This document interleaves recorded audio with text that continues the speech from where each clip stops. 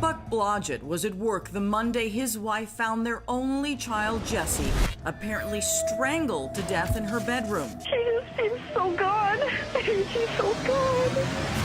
By the time Buck returned home, investigators already had his daughter cordoned off. Did you know that she's been murdered in her own bed? They wouldn't let me upstairs, so I couldn't see her. I couldn't touch her. I couldn't say goodbye. I couldn't tell her I loved her. And I couldn't tell her I was sorry for not being there when she needed her dad. And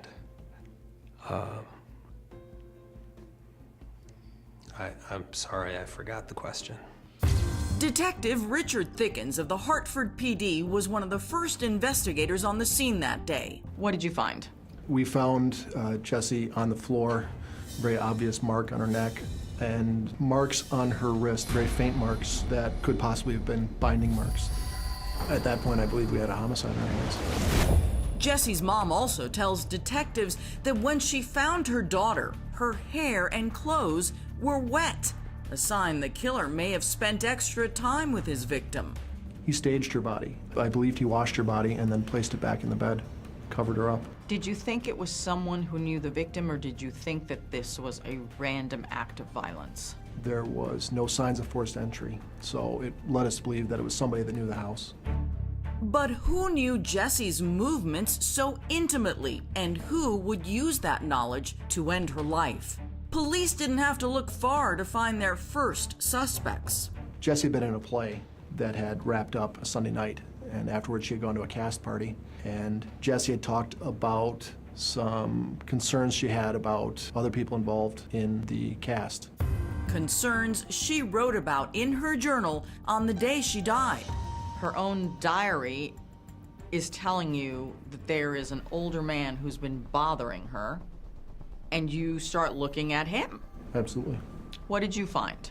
We found that there were some concerns with his actions at the cast party. He had actually pulled her onto his lap, according to one of her friends. And on the day Jess was killed? He hadn't shown up for work on Monday, which for us was a significant concern. But police say he cooperated with the investigation, and after talking to the man for a few hours, we cleared him pretty quickly. Detectives also cleared the other man Jessie wrote about in her diary. What are you narrowing down on? To someone that knew her activity and knew where she'd be. What cops in Hartford didn't realize was that authorities in the neighboring town of Richfield were already zeroing in on the suspect, but for an entirely different reason, an entirely different attack on an entirely different victim. You have the knife in your right hand. Okay, and how was he holding it? Right here. It happened 3 days before Jessie's murder. A young woman named Melissa Etzler was walking her dog at a local park when she was tackled from behind by a man with a knife. Washington County Detective Joel Clausing interviewed Melissa in the hospital shortly after the assault, her emotions still raw as her wounds from fighting off the attacker. All right, this is Detective Clausing. It is July 12th. Right. Do you need me to stop? And so what was her story?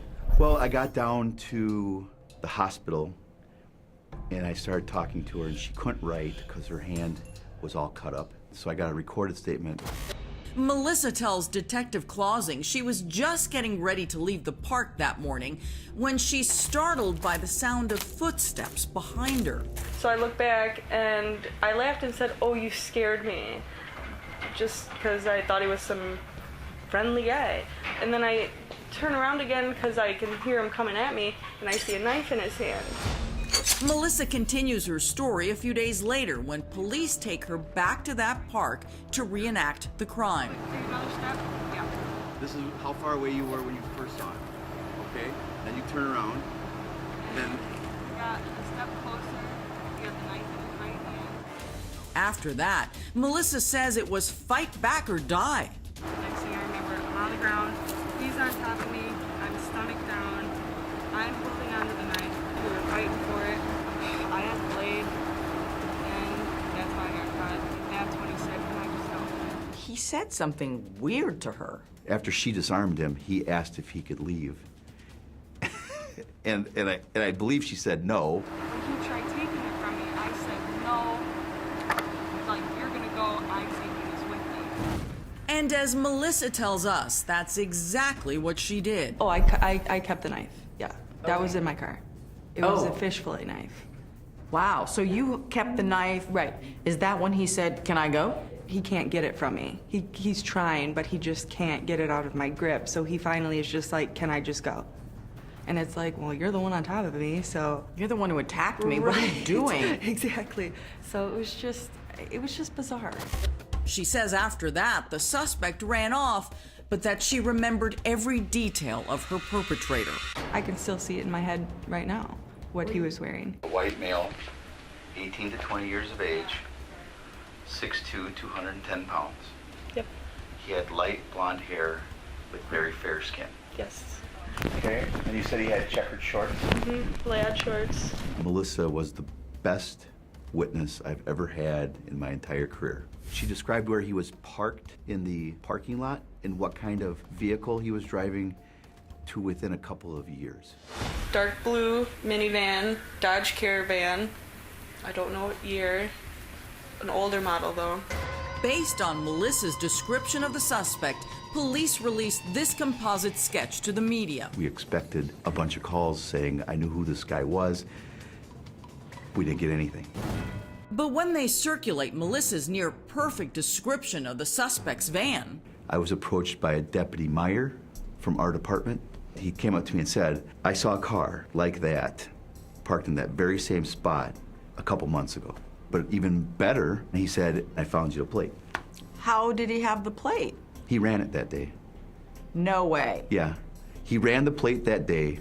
He knew he ran the plate that day, so he looked back on all the plates that he had run over the past how many ever weeks and found it.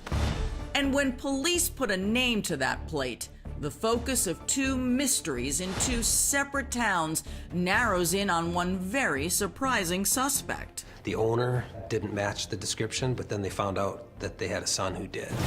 Coming up, who was driving that van? And what, if anything, does that have to do with Jessie Blodgett's murder? When the police called, He was at our house. the police were still trying to find the person who attacked you. Right. Did you ever get a really good look at him? I know I got a good look at his clothes and his van.